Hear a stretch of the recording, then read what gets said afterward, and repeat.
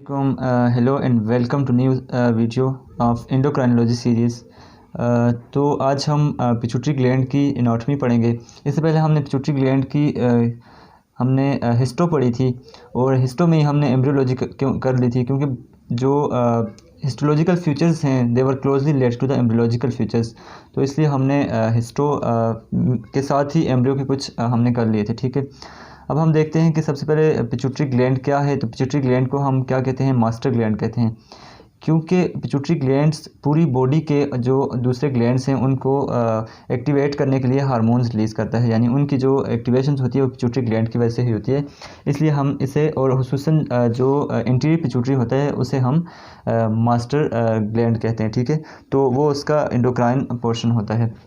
अगर हम pituitary gland की सबसे पहले एनाटॉमी में जो चीज़ भी देखी जाती है वो उसकी लोकेशन देखी जाती है किसी भी ऑर्गन की, कि वो ऑर्गन लोकेटेड कहाँ है। ठीक है, तो हम इसकी लोकेशन देखते हैं। हम ये कहते हैं कि pituitary gland lies at the base of the skull, यानी बेस ऑफ द स्कल, या हम कह सकते हैं कि जो हमारे पास जो फोर ब्रेन होता है, तो फोर ब्रेन से नीचे हमारे पास पिट्यूटरी ग्लैंड लटका होता है। ठीक है, अगर हम इसकी एग्जैक्ट लोकेशन देखें तो हाइपोथैलेमस से तो नीचे आया होता है, लेकिन नीचे किस चीज़ पर लाई करता है? अगर हम स्कल को इस तरह देखें तो हम क्रोनल जो सेजिटल ट्रांसवर्स सेक्शन में अगर हम कट कर देखें तो हमें वो स्कल कैसी नज़र आएगी। तो एक सेकंड में आपको एक पिक्चर में दिखाता हूँ कि किस तरह हमारे पास। अच्छा, सबसे पहले ये है कि जो पिट्यूटरी होता है वो लाई कहाँ करता है? जो सफिनाइट की हमारे पास जो बॉडी होती है ना, सफिनाइट की बॉडी में एक थोड़ा छोटा सा नीचे डिप्रेशन सा होता है, तो जिसे हम कहते हैं सेला टर्सिका। ठीक है, ये चीज़ याद रखनी है। सेला टर्सिका कहने को तो कह दिया कि सेला टर्सिका में लाई करता है, लेकिन सेला टर्सिका को विजुलाइज करना ज़रूरी है। ठीक है, तो एक पिक्चर में मैं आपको विजुलाइज करके दिखाता हूँ कि किस तरह सफिनाइट की बॉडी पर टेला सेप्टिका टर्सिका लाई करता है, और उस पर हम देखते हैं। ठीक है, तो ये हमारे पास पिट्यूटरी की ये स्ट्रक्चर मैंने ड्रा की है। तो ये स्ट्रक्चर अब हम देखते हैं कि इसकी लोकेशन क्या है, ये हमारे पास किस जगह लाई करती है, किस तरह हमारे पास कौन सी बोन पर लाई करती है। ठीक है, तो ये आप इस पिक्चर में अगर देखें तो ये आपके पास इसमें हमने सबसे पहले ये समझना है कि सफिनाइट बोन कौन सी है। ठीक है, सफिनाइट बोन हमारे पास ये सफिनाइट बोन है। ठीक है, ये उसके यानी विंग्स हैं, और ये पीछे पेट्रस part of the temporal bone है। तो ये बेसिकली लाई कहाँ करती है? सफिनाइट बोन की जो हमारे पास बॉडी होती है वहाँ एक छोटा सा डिप्रेशन सा होता है, सीट लाइक, जिस तरह हमारे पास सीट होती है, जिसे हम सेला टर्सिकस कहते हैं। ठीक है, तो यहाँ सफिनाइट बोन की बॉडी पे लाई करता है। इस चीज़ को समझना इसलिए ज़रूरी है, सफिनाइट बोन की बॉडी को और सफिनाइट बोन की स्ट्रक्चर को समझना इसलिए ज़रूरी है क्योंकि इसके लेटरल साइड पे कैवर्नस साइनसेस लाई करते हैं, और इसके रिलेशंस समझना बहुत ज़रूरी हैं। तो इस जगह हम सफिनाइट बोन पे बेसिकली आते हैं।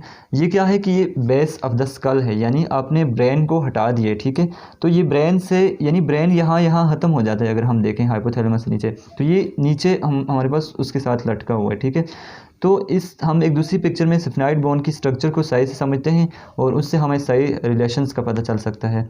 लेट्स सी, तो ये है हमारे पास सफिनाइट बोन है, जहां हमने कहा था कि बेस ऑफ स्कल पे होती है सफिनाइट बोन। याद रखिए कि सफिनाइट बोन, एर्थमाइट बोन स्कल की हमारे पास डीप बोन्स हैं। ठीक है, यानी कि ये अंदर लाई करती हैं, डीप और तकरीबन मीडियल पोर्शन में लाई करती हैं। ये मैंने वहाँ आपको सफिनाइट बोन बता दी थी। ये है सफिनाइट बोन की बॉडी, जिस पे, और बॉडी के अंदर यहाँ पर जो डिप्रेशन होता है, जहाँ पर आपका पिट्यूटरी ग्लैंड लाई आके करता है ऊपर से, यानी हाइपोथैलेमस से लटक के यहाँ नीचे आता है, तो इसको हम सेला टर्सिकस कहते हैं। ये बहुत इंपॉर्टेंट स्ट्रक्चर है, इसके रिलेशंस इंपॉर्टेंट होंगे। ठीक है, तो आप ये देख सकते हैं कि ये नीचे बॉडी है, ये आप अगर देख लें तो इससे रिलेशन समझना काफ़ी आसान हो जाएगा। ठीक है, ये हमारे पास उसका ग्रेटर विंग है, ये लेसर विंग है। ठीक है, और ये हमारे पास डोर्सम सेला है। ये भी जब मैं उसमें कराऊंगा तो रिलेशंस में आएगा कि उसके जो पोस्टीरियर रिलेशंस में हैं। तो हम इसके बाद हम लोब्स, और लोब्स के बाद हम रिलेशंस में आएंगे, तो फिर शायद इस पिक्चर का आपसे वास्ता पड़े। तो ये आप सही से देख लीजिए। Thank you. आई होप आप लोगों ने लोकेशंस अच्छी तरह से देख ली है कि ये स्ट्रक्चर पोस्टीरियर पिट्यूटरी जो ओवल शेप्ड स्ट्रक्चर है हमारे पास स्मॉल सी, इसका वेट 0.5 मिलीग्राम्स होता है। तो ये कहाँ लाई करती है वो आपने देख लिया, सफिनाइट बोन के किस पोर्शन में लाई करती है। ठीक है, अब हम ये देख लेते हैं कि ये इसकी स्ट्रक्चर्स और इसके लोब्स वगैरह थोड़े से देख लेते हैं। इस पार्ट को अब हम करते हैं। ठीक है, तो इस पार्ट के हम ये देखते हैं, हमने ये कहा था कि इसका एक पार्ट हमारे पास स्ट्रोमोडियम की एक्टोडर्म से आता है और वो है इंटीरियर पिट्यूटरी, और दूसरा पार्ट हमारे पास हाइपोथैलेमस की एक्सटेंशंस है नीचे आता है और वो है पोस्टीरियर पिट्यूटरी। ठीक है, ये हमारे पास इंटीरियर साइड है और ये हमारे पास पोस्टीरियर साइड है। इसकी लोकेशन सेला टर्सिका है, ये याद रख लीजिए, इसको मैं रख कर लेता हूँ। ठीक है, ये हमारे पास इंटीरियर साइड, ये हमारे पास पोस्टीरियर साइड। तो ये इंटीरियर, ये हमारे पास कौन सा लोब हुआ? Interior lobe. ठीक है, इंटीरियर लोब को हम एडिनो हाइपोफाइसिस भी कहते हैं, एडिनो हाइपोफाइसिस। ठीक है, ये हमारे पास कौन सा लोब है? पोस्टीरियर लोब, पोस्टीरियर लोब जिसको हम नीरो हाइपोफाइसिस कहेंगे। ठीक है, पोस्टीरियर लोब को। तो पोस्टीरियर लोब हमारे पास ऊपर एक स्टॉक इन्फंडिबुलम के थ्रू हाइपोथैलेमस से जुड़ा होता है। हमेशा पोस्टीरियर लोब की में ही न्यूरॉन्स की बॉडीज़ आती हैं। ठीक है, अगर यहाँ पेरावेंट्रिकुलर और सुप्रा ऑप्टिक न्यूरॉन्स हैं तो ये नर्व्स में हमारे पास एडीएच और ऑक्सीटोसिन लेकर यहाँ आएंगे। ठीक है, यहाँ पोस्टीरियर में आएंगे, जबकि इसमें जो हमारे पास हाइपोथैलेमस जो रिलीजिंग हार्मोन रिलीज़ करता है, हाइपोथैलेमस बहुत सारे रिलीजिंग हर जितने भी सेल्स हैं इसमें 5 टाइप्स के सेल्स हैं। ठीक है, तो हर सेल के लिए हाइपोथैलेमस इसके फंक्शन को कंट्रोल करता है। तो समझने की बात यह है कि हाइपोथैलेमस यहाँ मीडियन एमिनस में अपने हार्मोन छोड़ता है, यानी जो हमारे पास इंटीरियर पिट्यूटरी के लिए जो हार्मोन आएंगे उनके हमारे पास एक्सॉन टर्मिनल यहाँ होंगे। ठीक है, ये देख लीजिए यहाँ। तो यहाँ से आगे ब्लड वेसल्स हमारे पास, यहाँ प्लेक्सस होता है ब्लड वेसल्स का। ठीक है, तो वो ब्लड वेसल यहाँ पास होके इंटीरियर पिट्यूटरी तक पहुँचती हैं और यहाँ डिफरेंट सेल्स को स्टिमुलेट करती हैं ताकि वो अपना फंक्शन परफॉर्म कर सकें, आगे हार्मोन रिलीज़ कर सकें ब्लड में। ठीक है, जबकि इस तरफ अगर देखें तो हार्मोन रिलीज़ प्रोड्यूस यहाँ होते हैं, इसके जो हार्मोन्स हैं प्रोड्यूस यहाँ होते हैं और एक्सॉन टर्मिनल के थ्रू आके यहाँ पर स्टोर होते हैं। जिस वक्त स्टिमुलस आती है, इम्पल्स यहाँ से यहाँ आती है और ये बाहर आ जाते हैं। ये हम फिजियो में डिटेल से पढ़ेंगे, फिजियो पे काफ़ी चैप्टर्स हैं इस पर। ठीक है, अब हम ये देखते हैं कि एडिनो हाइपोफाइसिस के कौन कौन से पार्ट्स हैं। ये देख के हम रिलेशंस पे आते हैं क्योंकि इसके रिलेशंस इंपॉर्टेंट हैं। ठीक है,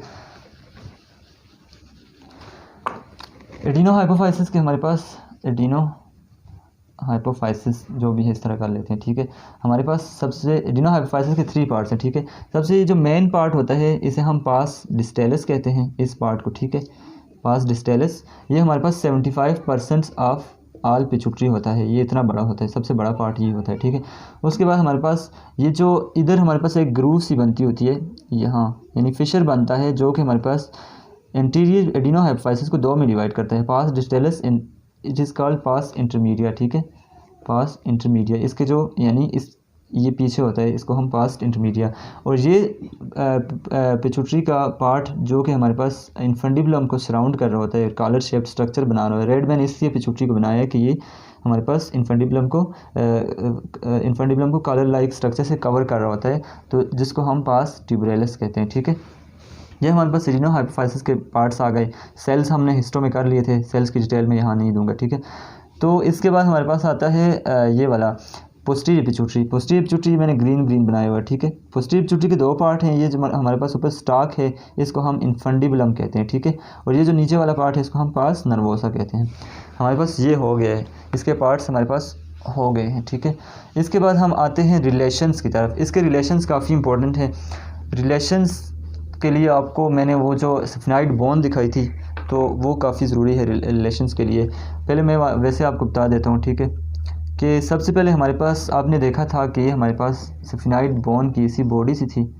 ठीक है, अगर हम इस तरह देखें तो ये सफनाइड बोन की इस तरह की बॉडी सी थी जिसके आगे विंग्स थे इस तरह के। ठीक है, यहाँ एक हमने कहा था कि जो डिप्रेशन सा है यहाँ पर ये आके लाई करता है, सेला टर्सिका जैसे हम रिलेशन कहते हैं। तो इसके नीचे क्या है, मतलब अगर हम इसकी इन्फीरियर रिलेशन को देखें तो हमें क्या नज़र आएगा कि हमारे पास सफनाइड बोन की बॉडी है, बोन बॉडी। ठीक है, बॉडी ऑफ सफनाइड बोन कहाँ आ गई, इसके इन्फीरियर रिलेशन में आ गया। अगर हम इसके सुपीरियर देखें तो हमारे पास जो ड्यूरल मैटर की मेनिंजिस होती है, ड्यूरल मैटर की मेनिंजिस ऊपर जाके इस तरह एक डायाफ्राम सा बनाती है। ठीक है, इस तरह एक डायाफ्राम से बनाती है जिससे हमारे पास स्टॉक होके अंदर आती है, यानी उस डायाफ्राम में एक अपर्चर है जिससे हमारे पास ये स्टॉक नीचे आती है। ठीक है, और इस डायाफ्राम किस में आ गया, पोस्टीरियर रिलेशन में आ गया। और इस डायाफ्राम को हम क्या कहते हैं, डायाफ्रेगमा सेला। ठीक है, क्या कहते हैं, डायाफ्राग्मा सेला। हमारे पास इंफीरियर और सुपीरियर रिलेशंस हो गए। इसके हम अगर रिलेशंस देखें, इंटीरियर रिलेशंस देखें, तो इंटीरियर रिलेशन में हमारे पास इसका आता है सफिनाइडल साइनसेस हैं, ठीक है, ये याद रखें, सफिनाइडल साइनसेस इंटीरियर भी हमारे पास हो गए। तो इसके पोस्टीरियर रिलेशन में क्या आता है, पोस्टीरियर रिलेशन में मैं आपको बता देता हूँ। तो पोस्टीरियर रिलेशन के लिए आप इस अगर सफिनाइड बोन को देख लें तो हमने ये पढ़ा था कि सेला टर्सिका ये हमारे पास है जिसके अंदर लाई करता है, ठीक है। इसके इंटीरियर आपने कैवर्नस साइनसेस कैवर्नस साइनसेस नहीं, सफिनाइडल साइनसेस पढ़ लिए जो हमारे पास अगली साइड पे होंगे। ये पोस्टीरियर अगर आप देखें तो आपको एक एलिवेशन सी नज़र आ रही है, ये एलिवेशन हमारे पास क्या है, डोर्सम सेला है, ठीक है, ये हमारे पास डोर्सम सेला है जो इसके पोस्टीरियर रिलेशन में आता है, ठीक है। इसके लिए लेटरली सबसे इंपॉर्टेंट स्ट्रक्चर इसकी यहाँ लेटरली होंगे, ये हम हमारे पास इस ग्लैंड के लेटरली स्ट्रक्चर्स होंगे जिन्हें हम कैवर्नस साइनस कहते हैं, जो मैं आपको बताता हूँ, एक सेकंड। ये अगर हम देखें तो ये हमारे पास सफिनाइड बोन की बॉडी हमने पढ़ी थी, यहाँ सेला टर्सिका पढ़ा था, ये उसके wings, greater wing, lesser wing, rough C में स्ट्रक्चर बना रहा हूँ, ठीक है। तो कैवर्नस साइनसेस अगर हम इसके लेटरल रिलेशंस में देखें तो यहाँ इसके लेटरल रिलेशंस में कैवर्नस साइनसेस आते हैं, ठीक है। कैवर्नस साइनसेस क्या हैं, ड्यूरल, वन ऑफ द ड्यूरल साइनसेस होते हैं जो कि ड्यूरा की जो हमारे पास 2 लेयर्स होती हैं, एक हमारे पास मेनिंजियल लेयर होती है और एक हमारे पास इंडोस्टियम होती है, ठीक है, इंडोस्टियम। तो ये कैवर्नस साइंसेस थोड़ी सी कम्प्लेक्स स्ट्रक्चर हैं। फिलहाल रिलेशंस में आप यही याद करें कि लेटरल रिलेशंस में इसके कैवर्नस साइंसेस होते हैं। ये कैवर्नस साइंसेस एमएफएस जो मैक्सिलोफेशियल हमारे पास सिस्टम है, मॉड्यूल है, उसके लिए भी काफ़ी इंपॉर्टेंट है। तो इसके लिए मैं अलग वीडियो बनाऊंगा कैवर्नस साइंसेस, उसके क्लिनिकल कोरिलेशंस बहुत इंपॉर्टेंट है, किस तरह वो हमारे पास स्कल, ऑर्बिट और हमारे पास ब्रेन की स्ट्रक्चर्स को ड्रेन करते हैं। तो कैवर्नस साइंसेस पर इंशाल्लाह अलग वीडियो बनाऊँगा। Hope you guys will watch. तो यहाँ हमारी वीडियो तकरीबन ख़त्म होने वाली है, तो ब्लड सप्लाई कर लेते हैं। ब्लड सप्लाई इसकी इजी सी है, superior and inferior hypophyseal arteries होती हैं, ठीक है, inferior plus superior hypophyseal arteries which are the branches of internal carotid arteries, ठीक है। कैवर्नस साइंसेस पे से एक चीज़ ये याद रखें कि इनमें से हमारे पास इंटरनल कैरोटिड आर्टरीज पास होती हैं। ये वो वाहिद साइंसेस हमारी बॉडी में जिनमें से इंटरनल कैरोटिड आर्टरीज पास होती हैं। कैसे पास होती हैं, इनका क्लिनिकल कोरिलेशन क्या है, कैसे ये ड्रेन करते हैं, तो नेक्स्ट वीडियो में इंशाल्लाह ज़रूर बताऊंगा। Thank you so much for watching this video.